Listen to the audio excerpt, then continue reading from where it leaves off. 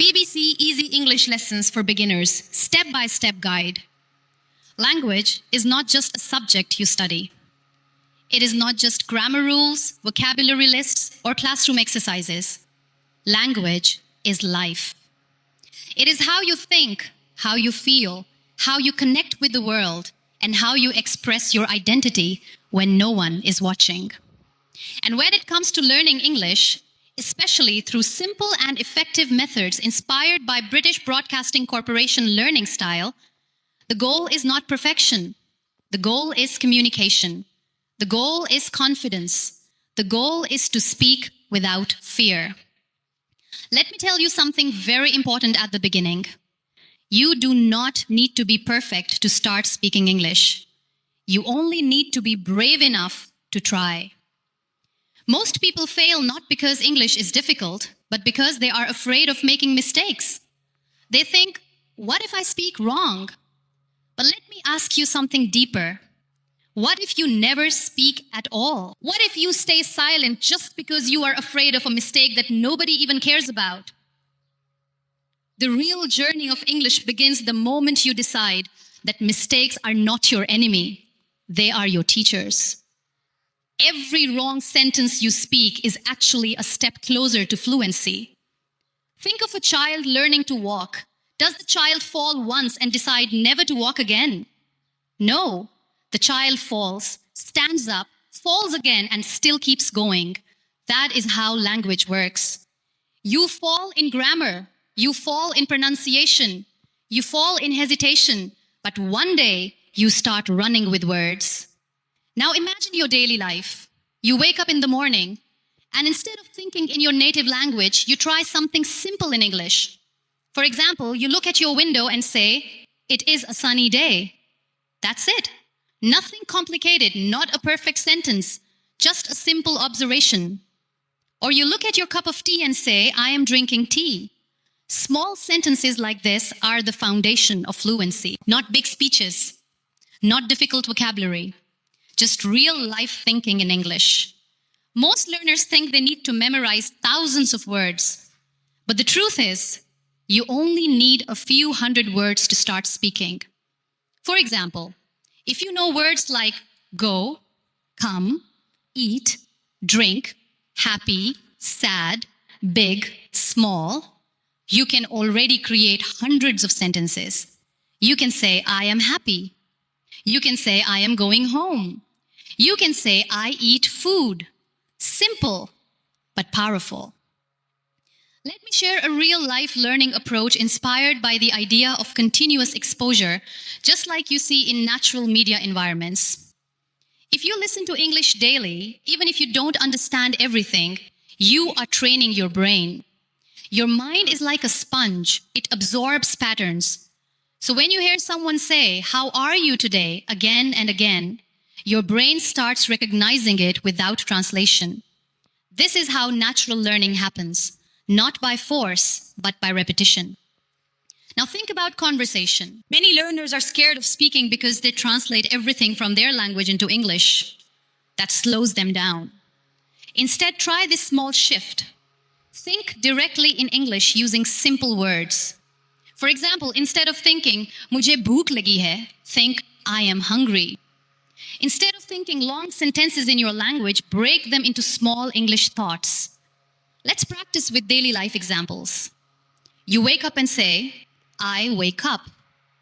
You brush your teeth. "I brush my teeth." You drink water. "I drink water." You go outside. "I go outside." These are not just sentences. These are habits. And habits build fluency. Now let's talk about fear. Fear is the biggest barrier in learning English. Not grammar, not vocabulary, fear. The fear of being judged, the fear of sounding wrong. But let me tell you something honest. People are not thinking about your English as much as you think. Everyone is busy in their own life. And even if someone notices your mistake, that mistake does not define your intelligence. It defines your learning stage. Every fluent speaker was once a beginner. Every confident English speaker once struggled to say simple sentences. Nobody was born fluent. Fluency is built, not gifted. Now let's imagine a simple conversation. Someone asks you, "Where are you going?" You reply, "I am going to the market." That's enough. You don't need complex words. You don't need fancy grammar. You need clarity.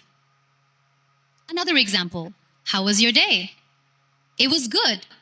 Simple, natural, real. Now let's go deeper into thinking patterns. If you want to improve faster, you must surround yourself with English input. Watch simple English videos, listen to slow English conversations, read small sentences. Even subtitles help. The goal is not to understand everything. The goal is to get familiar with patterns. Language learning is like training your ears and mind together. At first, English will sound fast and confusing. But after some days, your brain will start catching words. After some weeks, you will start recognizing full sentences. After some months, you will start thinking in English without effort. Let me give you a powerful practice you can do every day. Look at your surroundings and describe them in English for 1 minute. For example, I am sitting in my room. The room is small. There is a table. There is a chair. I see a window. The light is bright. This exercise builds instant thinking power. No grammar pressure, just observation. Now let's talk about pronunciation. Many learners think they must sound like native speakers from day one. That is not true. Your goal is clarity, not imitation. If people understand you, you are successful. Slowly, with practice, your pronunciation will improve naturally. Another important point is consistency.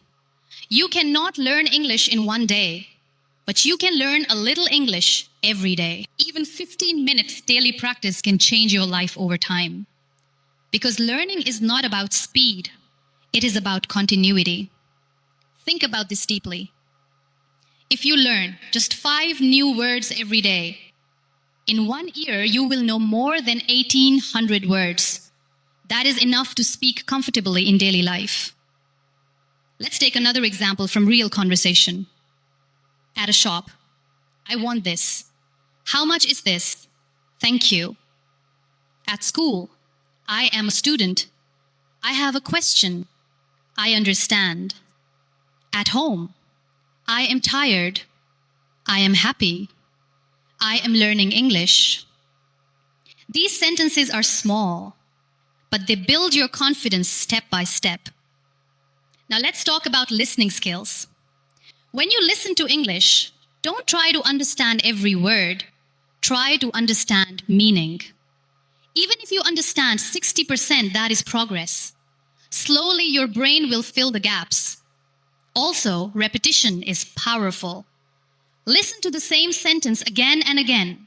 Your brain learns through repetition more than anything else.